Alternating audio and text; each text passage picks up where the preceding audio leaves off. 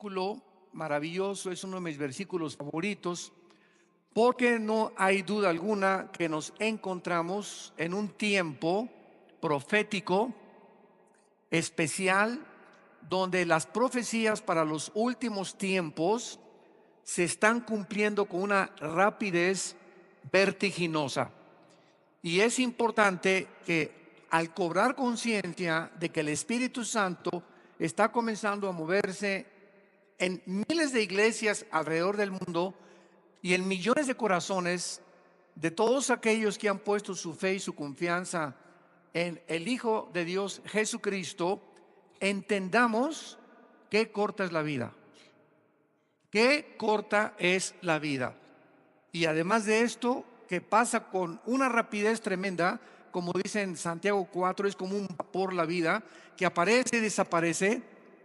Cuando nos damos cuenta qué hemos hecho con nuestra vida, en qué estamos empleando nuestro tiempo tan precioso, que se nos va de las manos, que envejecemos con una rapidez impresionante.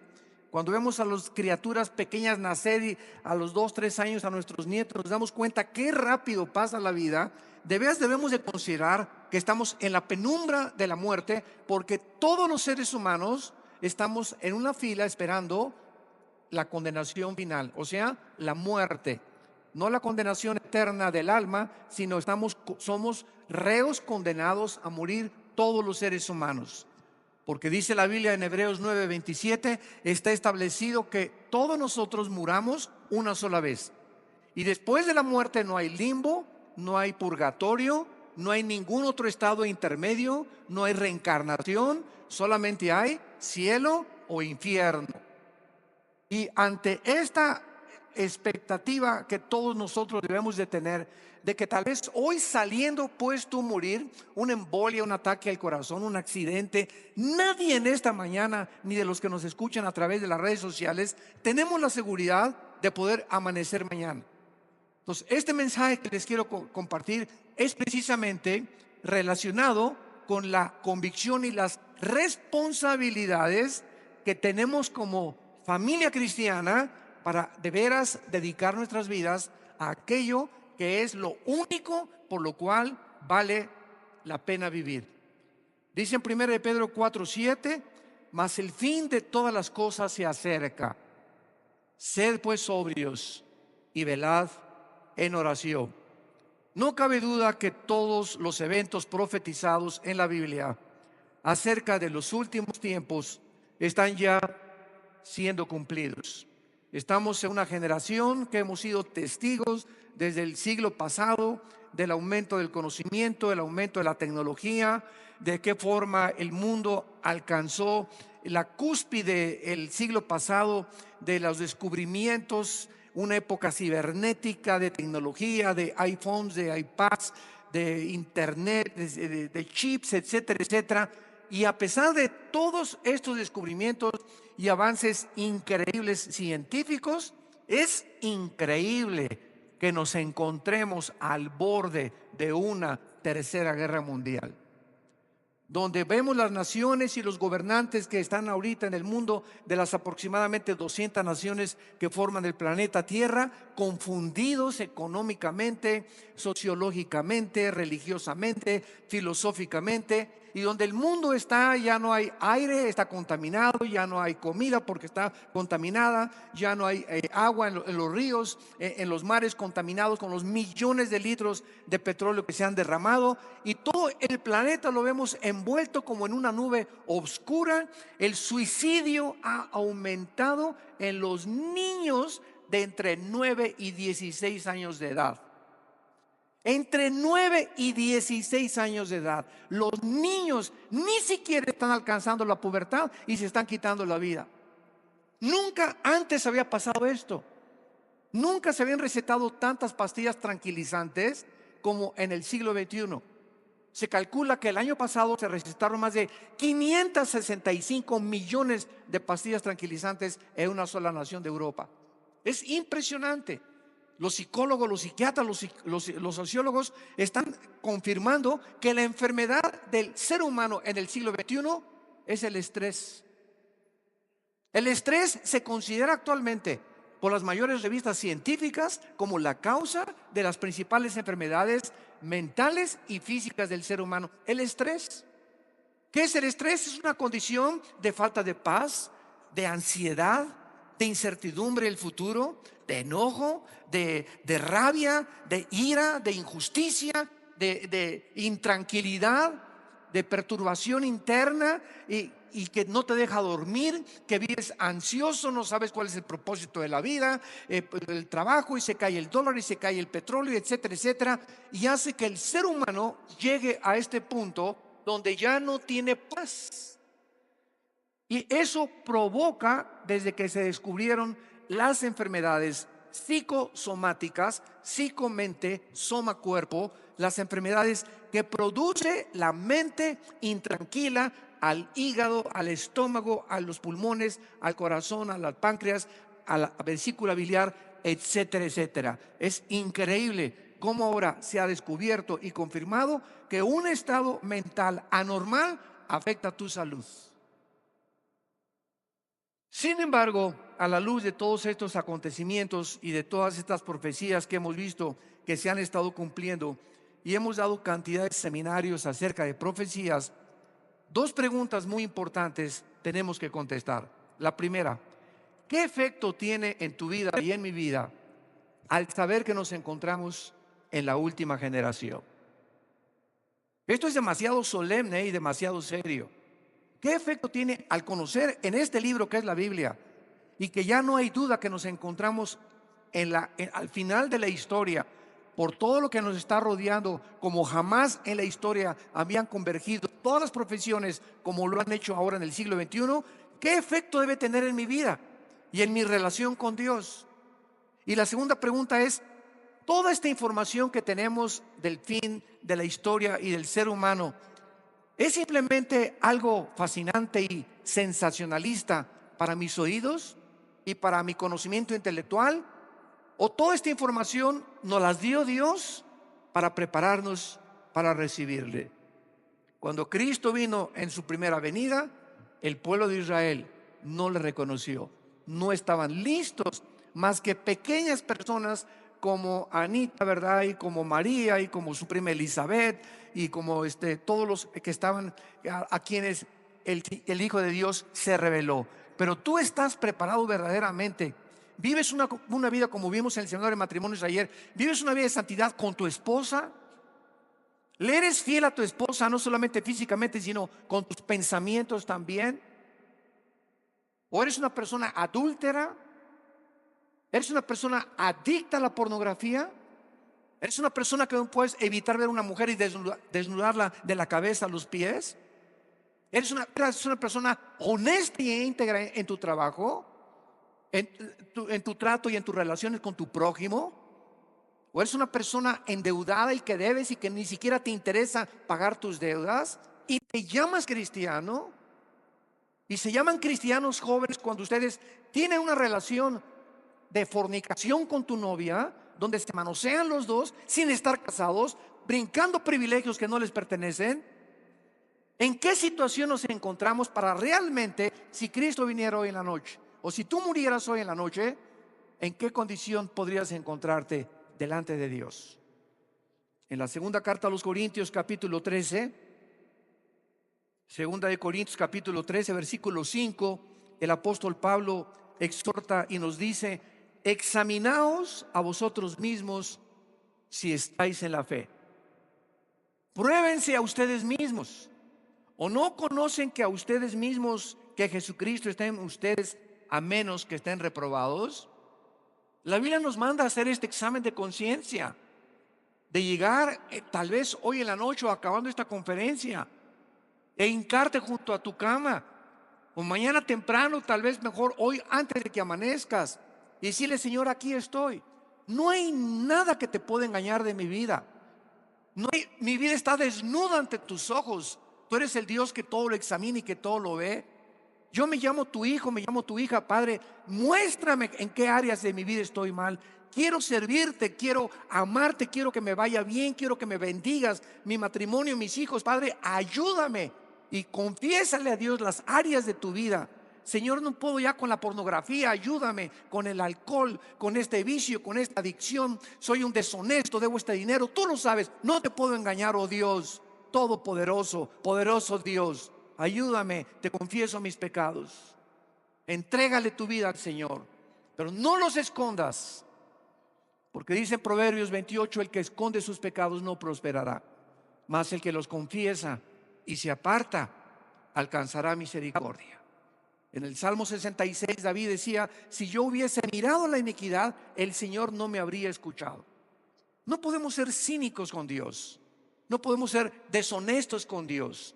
Tenemos que entender que es un Dios que nos conoce desde que nos levantamos hasta que nos acostamos, qué pensamos, qué hacemos, qué revistas vemos, qué programas de televisión permitimos en nuestro corazón, qué amistades tenemos, cómo trato a mi novia, cómo trato a mi esposa. Él es un Dios poderoso, es un Dios que cubre el universo entero y la eternidad, y quiere que nosotros entendamos esto, que hay un día del juicio, y que si tú mueres en tus pecados, tú serás condenado eternamente para el infierno. La primera pregunta que debemos hacernos es la siguiente: ¿estás tú seguro, absolutamente seguro de tu salvación? Nadie sabe cuánto tiempo más tenemos en este mundo, personal o proféticamente. De manera personal, todos sabemos, ¿verdad? Y estamos conscientes que tenemos que morir todos. Niños, jóvenes, adultos, tercera edad, viejitos, todos tenemos algún día una cita con la muerte.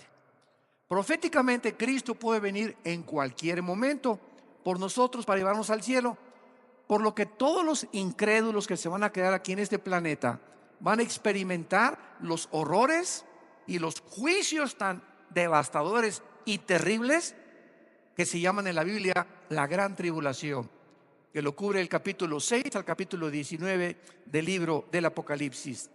Y en vista de todas estas realidades en las que el mundo va a ser sumido aún todavía en un terror más grande que ahorita parece reino aventura comparado con lo que se viene en el mundo, lo más importante que toda persona debe en este momento considerar es esta pregunta: ¿tienes tú una relación con Jesús como tu Señor y como tu Salvador?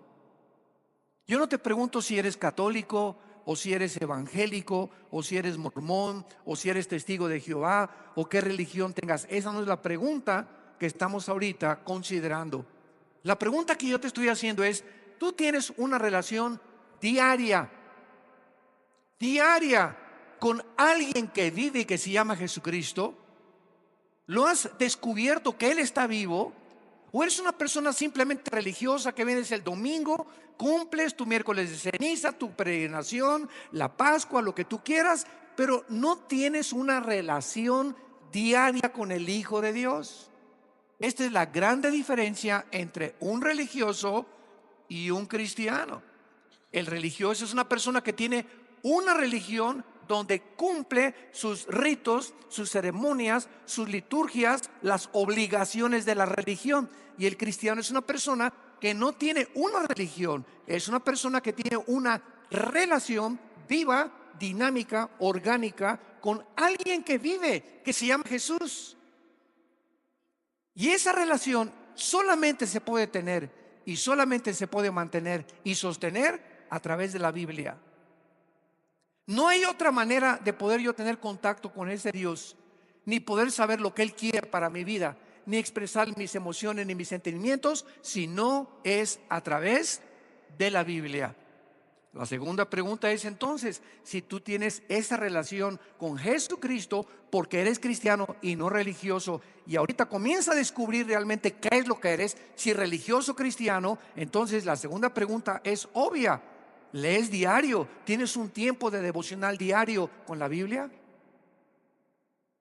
Te puedes levantar en la madrugada a las 4, 5, 7, no sé, de la mañana, 20 minutos antes de ir a tu trabajo, hincarte o sentarte en la posición que sea más cómoda para ti, tener un tiempo con Dios. Padre, voy a leer un salmo, un proverbios, y orar y comenzar a descubrir que Dios nos habla a través de la Biblia y descubrir la voluntad de Dios a través de la Biblia y mantener durante el día en el trabajo, como dice la Biblia, orar sin cesar, una comunión constante con Dios. So voy manejando, te pido que me des paciencia ahorita en el tráfico, te pido que me quiten los carros si quieres que llegue a tiempo a esta cita, te pido por mis hijos que acabo de dejar en la escuela, guárdalos de todo mal, Señor. El cristiano es una persona que mantiene una comunión continua con Dios, a diferencia del religioso que solamente le dedica a Dios un día a la semana y de lunes a miércoles se porta como el hijo del anticristo. En Juan capítulo 3, versículo 17 en adelante, Evangelio de Juan capítulo 3, versículo 17, dice la Biblia: porque no envió Dios al mundo a su Hijo para condenar al mundo. Cristo no vino hace 2000 años para condenarnos, sino para que el mundo sea salvo por Él. El que en Él cree no es condenado, pero el que no cree ya ha sido condenado, porque no ha creído en el nombre del unigénito Hijo de Dios. Y esta es la condenación, que la luz vino al mundo y los hombres amaron más las tinieblas que la luz, porque sus obras eran malas. Porque todo aquel que hace lo malo aborrece la luz y no viene a la luz para que sus obras no sean reprendidas. Mas el que practica la verdad viene a la luz para que sea manifiesto que sus obras son hechas de Dios. Todo ser humano que ha tenido un encuentro con Jesucristo y que descubriste en tu vida, en algún punto de tu vida, en mi caso personal fue hace muchos años cuando me di cuenta que mi vida era un desastre, que mi vida era un caos, yo estaba autodestruyéndome totalmente.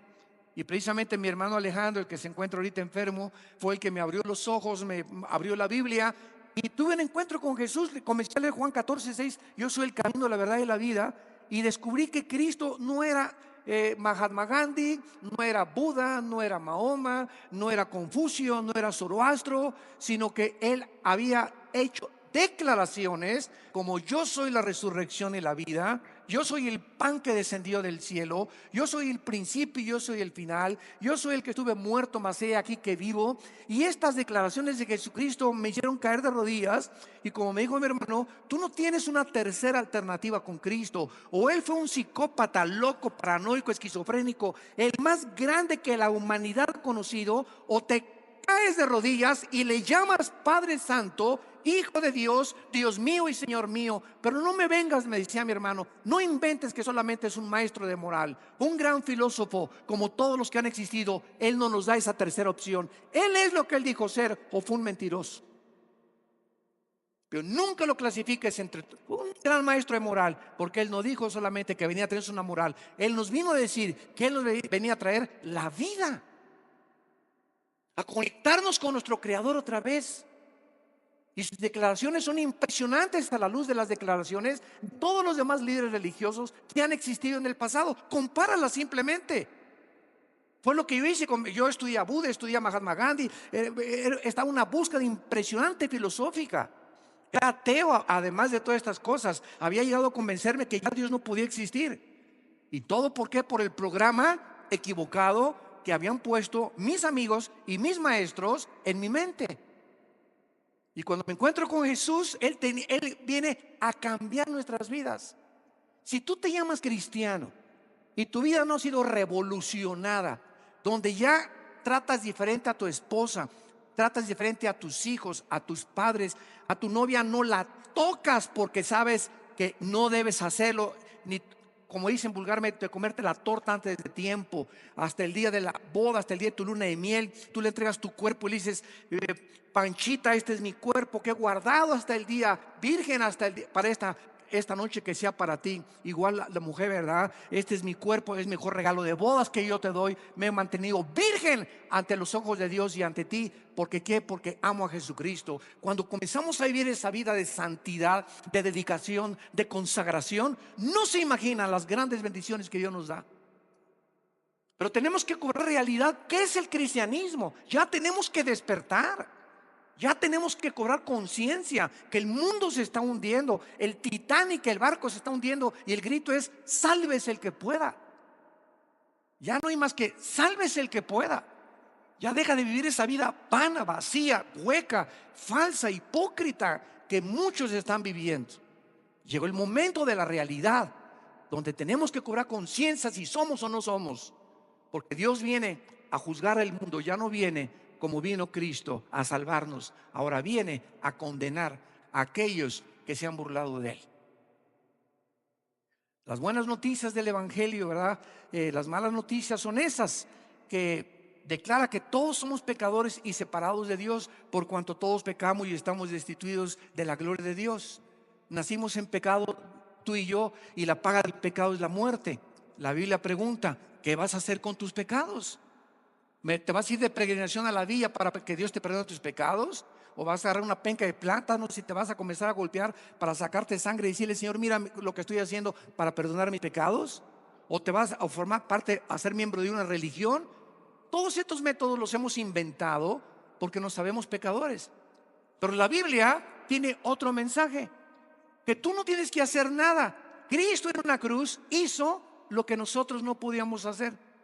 Él paga por nuestros pecados en la cruz, y tú lo único que tienes que hacer es aceptarlo, arrepentirte de tus pecados, invitarlo como tu Señor y Salvador, y comenzar a tener una relación con Él a través de las Sagradas Escrituras. Esas son las buenas noticias. Dice en Isaías capítulo 53: despreciado y rechazado entre los hombres, varón de dolores, experimentado en quebranto. Escondimos de Él el rostro, fue menospreciado y no lo estimamos. Ciertamente llevó Él nuestras enfermedades y sufrió nuestros dolores, y nosotros le tuvimos por azotado, por herido de Dios y abatido. Mas Él herido fue por nuestras rebeliones, molido por nuestros pecados. El castigo de nuestra paz fue sobre Él, y por su llaga todos hemos sido curados. Esas las heridas que te produjo cuando te violaron cuando eras niña, o cuando te violaron cuando eras joven. Las heridas que te produjeron tus padres alcohólicos o tu madre prostituta, o el mal ejemplo que tuviste de tus hermanos o de tus hermanas. Todos nosotros hemos venido a la cruz lastimados, heridos. ¿Por qué? Porque vivimos un mundo muy feo, donde el mundo, ¿verdad?, dijo Jesús, los envío como ovejas en medio de venaditos, dijo, de conejitos. Los envío como ovejas en medio de lobos. Y los lobos son de los depredadores más sanguinarios y crueles que existen. Estamos rodeados de un mundo bien feo. Y en este mundo vamos a experimentar traiciones, desánimo, frustraciones, te van a apuñalar por la espalda, decepciones, desilusiones. Y todas estas cosas, si tú no estás blindado, blindada, y sabes que así es el mundo, te hundes en la autolástima. Ay, pues ya no quiero vivir. Ay, pues no vale la pena. Ay, pues yo quería ser cristiano, etcétera, etcétera. Y es porque no tienes una constitución interna espiritual para poder resistir los misiles que el mundo nos lanza. Entonces, si mi condición interna no es fuerte, no puedo resistir la presión de fuera. Pero si mi condición interna es fuerte, vienen las flechas y las traiciones y las calumnias y las burlas y los bullying, etcétera, etcétera, del mundo tan feo que nos rodea, y todas las decepciones a las cuales tenemos que vivir todos. Y yo permanezco de pie, simplemente ¿por qué? Porque Jesús es mi esperanza. Y no hay nada que yo haga caso más que mantener mi paz interior. Mientras yo tenga mi paz interior con Dios, seré capaz de pasar por el fuego y no me quema, por las aguas y no me ahogarán. Yo soy tu Dios, no temas, dice la Biblia. Nunca te dejaré, nunca te desampararé. Yo soy tu buen pastor, te voy a guiar por sendas de justicia por amor de mi nombre. Y aun cuando andes en valles de sombras y de muerte, ¿sabes una cosa? Voy a demostrarte que no vas a tener miedo, porque yo estoy contigo. El bien y la misericordia te seguirán todos los días de tu vida, y aun cuando mueras, seguirás morando conmigo por largos días.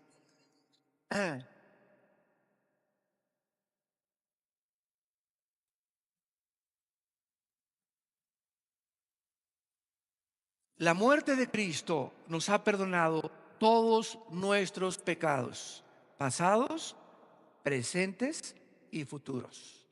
La salvación no se puede perder. ¿Por qué no se puede perder? Porque no nos la ganamos y porque no nos dijo Dios, les doy una salvación temporal.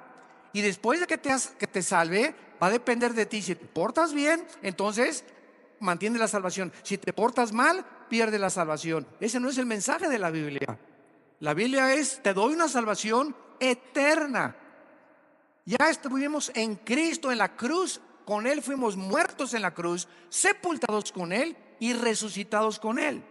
Entonces, si alguien dice que es cristiano y toma la salvación como ocasión para el libertinaje, pues como ya soy salvo, puedo hacer lo que me da la gana, eso demuestra que no eres cristiano, porque no nos llamó Dios para que viviéramos una vida de libertinaje y usar su gracia como libertad para pecar. El que es cristiano y peca, oh Dios, esa es la gran realidad que somos cristianos. Me duele lo que hice, no debí haber hecho eso con mi novio, no debí haber tratado a mi esposa así, estoy hice una trance en mi negocio y hay algo dentro de mí que me convence que no puedo seguir así y caigo de rodillas si soy cristiano y le pido perdón a Dios y comienzo otra vez de nuevo.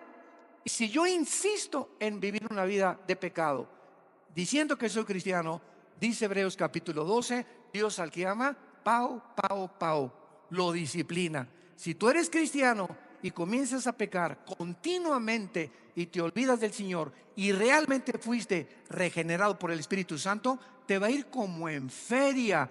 Y cuando Dios te regrese, te va a regresar de las orejas. Y Él prefiere decirte, te voy a regresar manco o cojo o ciego o sordo. 1000 veces prefiere Dios que nos suceda lo peor en la vida a que entremos enteros al infierno. Dice en Hebreos capítulo 10, versículo 10: en esta voluntad somos santificados mediante la ofrenda del cuerpo de Cristo, hecha una vez para siempre. O sea, Cristo ya no tiene que pagar más por los pecados. Los pecados que tenían que ser pagados fueron pagados una vez en la cruz. Y dice el versículo 12: pero Cristo, habiendo ofrecido una vez y para siempre un solo sacrificio por los pecados, se ha sentado a la diestra de Dios. De ahí en adelante, esperando hasta que sus enemigos sean puestos por estrado de sus pies. Escucha el versículo 14: porque con una sola ofrenda, o sea, con el sacrificio que Él hizo, nos hizo perfectos para, ¿cuándo? Para siempre a los santificados. Una sola ofrenda, un solo sacrificio bastó ante los ojos de Dios, y no los miles que puedo irme yo a la villa o golpearme con pencas o no comer. O te ofrezco este ayuno, Señor, pero salva a mi hijita. Te ofrezco este ayuno para poder trabajo. Oye, ¿qué crees? Que Dios es un Dios que no tiene misericordia y que cuando vea, a ver, Arcángel Miguel, ven para acá, chécame quién no está comiendo para bendecirlo. Chécame quién tiene 3 días ya arrastrado en el suelo con sangre en las rodillas para poder cumplir sus bendiciones. Ese no es el Dios de la Biblia. Nunca usemos el ayuno como manera de echarle manita de puerco a Dios. Voy a hacer esto, mira, ya tengo 5 días, Señor, ya sáname, ¿no? O ya sana a mi hijo. El ayuno no tiene ese propósito. El ayuno es una disciplina de la carne para tener tiempo de pasar en oración y lectura de la palabra de Dios y reflexión y meditación en su voluntad y en sus pensamientos, pero no para pedirle que me conceda las cosas, porque todas las cosas nos son concedidas. Dice la Biblia en Primera de Pedro: todas las cosas que pertenecen a la piedad ya nos han sido dadas por su divino poder. Dice Efesios capítulo 1 que ya hemos sido bendecidos con toda bendición espiritual en los lugares en Cristo. Dice Colosenses 2 que estamos completos en Cristo. Entonces, cuando no conocemos la Biblia, hacemos tantas cosas tan ridículas y tan tontas. Pues voy a ayunar para esto y para el otro. Espérame tantito, a Dios no lo mueve el ayuno, a Dios lo mueve la fe. Y sin fe, Hebreos 11:6, sin fe, hagas lo que hagas. Deja de comer un mes, muérete y revuélcate ahí como renacuajo y como armadillo en el suelo. Mira, Señor, haz lo que a Dios no lo mueve, ni ay, Señor, ni mis lágrimas lo mueven a Dios, ni porque me hinque y le comience a gritar a Dios, no lo mueve nada. Entendámoslo por el amor de Dios. Lo único que mueve a Dios y lo único en lo cual dice, este es mi hijo en el cual tengo mi complacencia, es cuando nosotros mostramos fe, confianza en las promesas que nos ha dado. Y la fe se demuestra con nuestras acciones. Es lo único que agrada a Dios, la fe. Creer y confiar en lo que Él ha dicho es la verdad. Ahora, muy bien, todos nosotros que conocemos a Cristo como nuestro Salvador, nos encontramos en una posición de grandísimos privilegios. Grandísimos privilegios. Recuerdan ustedes en Génesis 18 que cuando Dios iba a destruir a Sodoma y Gomorra, se acercó con Abraham y le reveló a Abraham y le dijo: Abraham, te voy a revelar mis pensamientos y mi voluntad. Voy a destruir esas ciudades. Entonces, Dios es un Dios que cuando caminamos con Él nos revela y nos prepara antes de que caigan sus juicios. Y Dios mandó a Abraham y le dijo: por favor, saca de Sodoma y Gomorra a los que sean justos. Y pues ya conocemos la historia, ¿verdad? Que Abraham le contestó y le dijo: si hay 50 justos, ¿no destruye Sodoma? No la destruyo. Total que pues acabó la cuenta y no había ni siquiera 10 justos. Ni siquiera uno, que fue el que sobrevivió, que fue Lot, fue el único que encontró Dios. Entonces, estos privilegios nos muestran a nosotros, ¿verdad?, de la misma manera que Dios nos ha revelado su plan. Ahora, el hecho que Dios nos haya revelado en la Biblia y en hecho que los cristianos no estamos como los que nos mandan twitters y en Instagram y correos que nos llegan: oiga, hermano, ahora que bombardeó Trump Siria, es la tercera guerra mundial. Oiga, ¿es cierto que el anticristo es el príncipe de España? ¿Es cierto que Obama tiene cara del anticristo? ¿Es cierto que el Papa es el anticristo? Y el mundo está así, confundido, periódicos, medios de comunicación. Pero nosotros tenemos el grandísimo privilegio de conocer el futuro a través de la Biblia. Ahora, muy bien, el hecho que nosotros como cristianos tengamos esta información que el mundo carece, entonces nos hace Dios más responsables de aquello que nos ha concedido.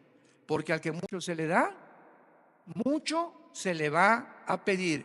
Este privilegio trae grandes responsabilidades. Vean un ejemplo en Daniel capítulo 8 y veamos que cuando Daniel recibe toda la información que Dios le da acerca del futuro de la nación de Israel, veamos la reacción que tuvo Daniel después de recibir tantas visiones y tanta información del futuro de parte de Dios. Dice Daniel 8, 26 y 27: la visión de las tardes y mañanas, le dice el ángel a Daniel, que se ha referido es verdadera. Y tú guarda la visión porque es para muchos días. Y yo, Daniel, después de que recibió toda esta información, quedé quebrantado y estuve enfermo algunos días. Y cuando convalecí, atendí los negocios del rey, pero estaba espantado a causa de la visión y no la entendía.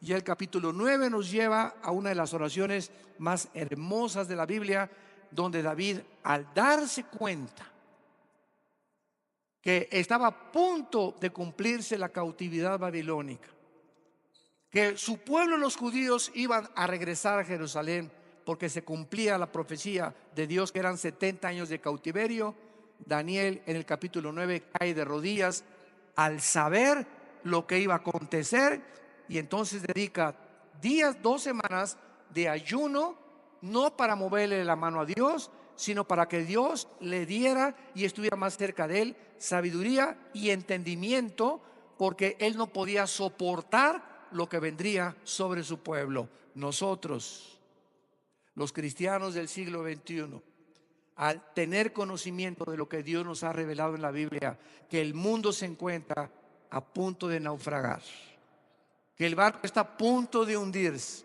que toda la ecología del mundo, los sistemas ideológicos, gobiernos, filosofías han fracasado. El hombre no ha podido encontrar un sistema de gobierno adecuado. Los matrimonios cada vez peor, divorciándose, adulterios, unas vulgaridades en las pantallas de Hollywood, en las telenovelas, en la televisión, pornografía, 17,5 millones de sitios pornográficos en el internet. Vivimos un mundo que está completamente oscureciéndose, y lo más grave de todo esto es que los cristianos que no se den cuenta de esto sigan dormidos y se adapten a la temperatura. Pues todas estas cosas son normales. La prostitución es normal, los matrimonios gays son normales. Ese es tu amor, yo tengo mi estilo de vida. No hay nada de malo en ver una película pornográfica de vez en cuando. Ni me tengo que salir del cine cuando salgan vulgaridades tampoco. ¿Por qué? Porque somos igual que el mundo. Y cuando el cristiano comienza a tener esa manera de pensar como los demás del mundo, ahí es cuando la campana de alarma debe comenzar a sonar. Cuidado, porque te encuentras en peligro. Tal vez ni siquiera eres cristiano, porque Dios nos ha llamado, y vamos a ver las 4 grandes responsabilidades que nos debe de producir la comprensión de la condición en la que el mundo se vive. Número 1, la primera responsabilidad que debemos de tener, si de veras somos cristianos, es compasión por los pecadores. Al conocer cómo la manera de las profecías se van desarrollando y los juicios no tardan en caer sobre nuestro mundo, debe causarnos que todo cristiano, todo aquel que se llama cristiano, sea un ganador de almas. Desde que tú te convertiste, ¿a cuántas personas has ganado para Cristo? ¿A cuántas personas les has hablado del plan de la salvación? ¿A cuántas personas les has dicho, oramos? ¿Qué te impide, compadre, amigo, primo, Pancho, Carmelita? Vamos ahorita a orar, después de platicarle que Cristo murió en la cruz y que es la manera en que podamos ser salvados. ¿Has guiado desde que tú te convertiste a alguna persona en oración para que acepte a Jesucristo como Salvador? No levante la mano nadie. Si tú no has ganado almas ni le has hablado a nadie de Cristo, ¿cómo puedes llamarte cristiano? Cuando en Hechos 1:8 Jesús dijo, recibirán poder cuando hayan recibido al Espíritu Santo y me serán testigos. ¿Para qué vino el Espíritu Santo a nuestra vida? Para hablar de Cristo. Me llamo cristiano y no he hablado de Cristo en 3 años. Espérame tantito, yo no sé qué espíritu es, pero no es el Espíritu Santo. Porque el Espíritu Santo nos impele, nos mueve, nos motiva al panadero, al lechero, al tendero, al carpintero, en el elevador, al bellboy, a donde yo voy, a la azafata en el avión si puedo, al piloto si puedo, a las personas que tengo oportunidad. No pierdo ninguna oportunidad de poder de alguna manera introducirme en la conversación de la gente para presentarles a Cristo. ¿Hay esa llama y esa pasión en tu alma por compartir a Cristo? Yo no me quiero vanagloriar, pero quiero decirles que cuando yo recibí a Cristo, no se imaginan, mi corazón ardía al darme cuenta que me había perdonado Dios y que era un gran pecador y que me había salvado. Bueno, no había nadie en el día que se me atravesara el tendero. Estamos en la sierra, en Guerrero, ¿verdad? Hablándoles a los indígenas de Cristo, pero no había 3, 4, 5 personas diarias por lo menos les hablaba de Jesús. ¿Por qué? Porque ardía en mi corazón el deseo. ¿Quién lo ponía? Eso no lo tenía yo antes. Es algo sobrenatural. Y si no tienes tú esa flama, ese ardor, esa pasión, vuelvo a repetirte, examínate si estás en la fe. Al saber que millones de personas, incluyendo a nuestros familiares, pueden encontrarse a un paso del infierno cuando mueran, separados eternamente en el infierno, debe causarnos compasión por nuestros propios familiares y comenzar con nuestros propios familiares, aunque al principio haya rechazo y te tilden de loco, de religioso, de fanático. No importa, porque no tenemos un espíritu de cobardía. No estoy, pues a lo mejor no me acepta, pues que diga misa si quiere. pero le voy a hablar de Cristo y no espero que se convierta porque no es para mí. Yo no convierto a nadie, no soy Dios. Uno es el que siembra, otro es el que riega, pero Dios del crecimiento. Nuestra obligación es sembrar la semilla. Si se convierte no es mi problema. Es que es un ateo, ni modo, yo le dejo la semilla sembrada. Es que es un agnóstico, le dejo la semilla sembrada. No es mi negocio ni mi responsabilidad que se conviertan. Mi negocio es sembrar la semilla. Somos sembradores. En Lucas capítulo 16 tenemos la historia terrible que Cristo nos corre el velo del infierno, de alguien que estaba en el infierno y que ya estando en el infierno, dice la Biblia, dando voces, Lucas 16 versículo 24, esta persona en el infierno le gritó a Abraham, que estaba en el otro lado, había una cima que dividía el paraíso del infierno: ten misericordia de mí, Abraham, y envía a Lázaro para que moje la punta de su dedo en agua y refresque mi lengua, porque estoy atormentado en esta llama. Abraham le dijo: hijo, acuérdate que recibiste tus bienes en tu vida y Lázaro también males, pero ahora este es consolado aquí y tú atormentado. Además de esto, una gran cima nos separa. Entonces, el versículo 27, la persona que estaba en el infierno le dijo a Abraham: te ruego pues, Padre, que envíes a la casa allá en cerca de Lerma. Tengo 5 hermanos para que les testifique cerca de Catepec o de Toluca, donde tú vivas. Mándales a alguien para que les hable de Cristo, a fin de que no vengan ellos también a este lugar de tormento. Y Abraham le contestó y le dijo: a Moisés y a los profetas tienen, óiganlos.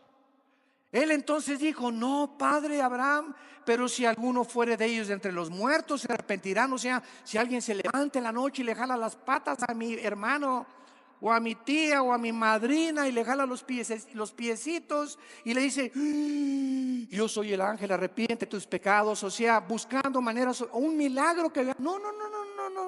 Nadie se va a convertir por milagros ni por apariciones en la noche. Dice el versículo: mas Abraham le dijo: si no oyen a Moisés y a los profetas, tampoco se persuadirán, aunque alguno se levantare de los muertos. Es mentira que algún milagro guíe a nadie a la cruz. Dichosos los que no vieron y creyeron, dijo Jesucristo. Los milagros que hizo Jesucristo era para poder vindicar que Él era el Mesías. Y claro que Dios sigue sanando. ¿Quién puede dudar de la soberanía de Dios? Pero de eso a usar los milagros para hacer que la gente crea en Cristo, eso es una gran fantasía. Eso no es bíblico.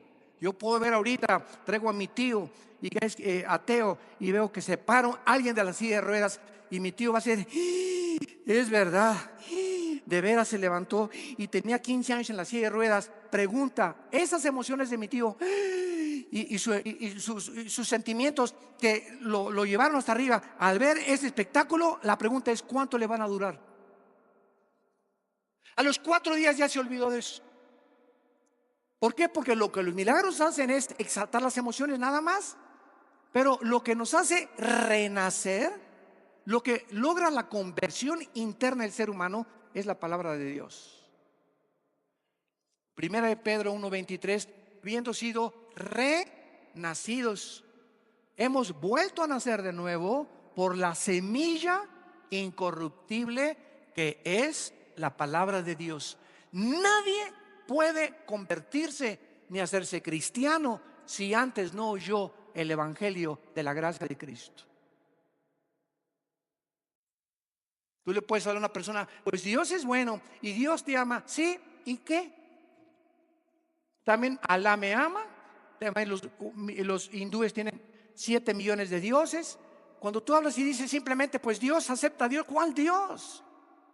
Recordemos que tenemos que saber cómo presentar el evangelio. ¿Cómo puedes presentar el evangelio en menos de 1 minuto? Vengo en el avión, me comienza a hablar la persona y le digo: ¿sabe usted qué maravilloso es el mensaje de la Biblia? A ver, dígame cuál es. La Biblia dice, número 1, que usted es un pecador y yo también. Y que usted no puede hacer nada por sus pecados, ni yo tampoco por los míos. Pero Dios levantó una cruz para que pudiéramos, a través de esa cruz, nosotros acercarnos y pedirle perdón a Dios e invitarlo como nuestro Salvador. En 30 segundos Ese es el evangelio del Hijo de Dios. Si tú no mencionas que la persona es pecadora y que necesita arrepentirse, ¿cuántos millones de personas llenan las iglesias evangélicas y nunca se les predicó el arrepentimiento? Y les preguntas, ¿qué es eso? ¿Con qué se come? Qué terrible que ni siquiera sepamos cómo presentar el evangelio. Entonces las iglesias están llenando de gentes porque son religiosas, porque quieren una iglesia, quieren apaciguar su conciencia, quieren tener que ya cumplieron con algo de alguna religión, pero no han experimentado una revolución espiritual que los haya hecho cambiar en sus pensamientos, en su visión, en su perspectiva de la vida, ni tampoco en su propia familia. Y eso es lo que demuestra cuando somos o no somos cristianos. En segundo lugar, la segunda responsabilidad es nuestra limpieza interior. Nuestra limpieza interior. En Primera de Pedro, capítulo 1, versículo 13, dice la Biblia: por tanto, ciñan los lomos de vuestro entendimiento y sean sobrios. Esperen por completo en la gracia que se os traerá cuando Cristo sea manifestado. Como hijos obedientes, no se conformen a los deseos que antes teníamos estando en nuestra ignorancia, sino como aquel que los llamó es santo, sean también ustedes santos en toda vuestra manera de vivir, porque escrito está: sean santos porque yo soy santo. Y un sí condicional. Y si invocas por Padre aquel y le dices: ay, Padrecito Santo, ay, mi Señor y mi Dios, si estás invocando a aquel que sin acepción de personas juzga según la obra de cada uno, conducíos en temor durante el tiempo de vuestra peregrinación. En Primera de Juan capítulo 3 dice: todo aquel que tiene esta esperanza que Cristo venga, se purifica a sí mismo. ¿Te purificas tú todos los días? De la misma manera que todos los días vamos a la regadera, sudamos, necesitamos jabón, champú, desodorante para poder amanecer frescos, oliendo bien físicamente. De la misma manera, todos los días en el camión, en el metro, en la escuela, en la oficina, oímos conversaciones, groserías, películas, videos, cosas, escenas espectaculares, vulgares, y todo eso nos contamina espiritualmente. ¿Te limpias tú todos los días al llegar a tu casa, antes de acostarte? Padre Santo, estas conversaciones que oí ya no las quiero ver, estas cosas que vi, límpiamas con tu sangre preciosa. ¿Te purificas diario? No, hermano, tengo 15 días que ni siquiera me he acordado de eso. Por eso estás como estás, frustrado, inseguro, desesperanzado, desanimado, angustiado, lleno de estrés. ¿Por qué? Porque es imposible ser feliz sin ser santo. ¿Me escuchaste? No se puede ser feliz sin la santidad.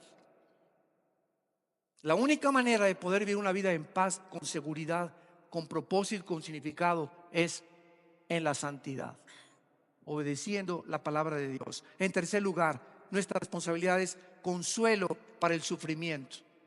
Otro efecto práctico de las profecías es que es una influencia consoladora para todas las adversidades y tribulaciones que estamos atravesando. Santos de Dios, ya se va a acabar todo. Ya se va. Adiós, mundo cruel, ya nunca te veré. Así se nos va la vida. Y dice Romanos 8:18: porque tengo presente, dice Pablo, que las aflicciones que he experimentado, persecuciones, tribulaciones, me han latigueado, me han apedreado, me han metido a la cárcel, en naufragios, etcétera, etcétera.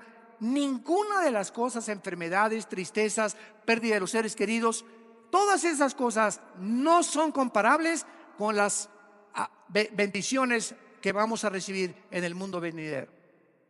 Y cuando estemos con Jesús aquí ya muertos y resucitados en su presencia, todo lo que pasamos y lo que sufrimos y lo que experimentamos se va a comparar casi como una mala noche en un hotel de tercera categoría. Va a ser así comparado con la eternidad. No son comparables con las glorias que nosotros se han de manifestar. Jesús dijo a los discípulos, ya cuando Judas se despidió del aposento alto y cuando ya fue a entregar a Cristo, se quedó con los discípulos. Y entonces Juan 14, 15 y 16 es el mensaje más grande de despedida de Jesucristo. ¿Y qué les dijo? No se turben vuestro corazón, creer en Dios, crean también en mí. Voy a mi Padre a preparar lugar para vosotros, para que cuando yo venga os tomaré a mí mismo, para que ustedes estén conmigo para siempre. Y ustedes conocen el camino, yo soy el camino, la verdad y la vida. Al darnos cuenta de las profecías y la condición del mundo, tenemos consuelo. No estamos como el mundo en desesperación, estamos en problemas pero no desesperados, en adversidades pero no angustiados, perseguidos mas no desamparados, derribados pero nunca destruidos. Porque un cristiano nunca llega a estar angustiado de ya no puedo, ya no puedo, ya no puedo, ni a la desesperación, porque sería la más grande incredulidad en la que tú pudieras vivir. Y finalmente, ánimo para el servicio. Esta motivación es importantísima para nuestra vida espiritual. Un cristiano desanimado es un cristiano derrotado. Dice en 1 Corintios 15, 58, estar firmes y constantes en la obra del Señor, sabiendo que vuestro trabajo en el Señor no es en vano.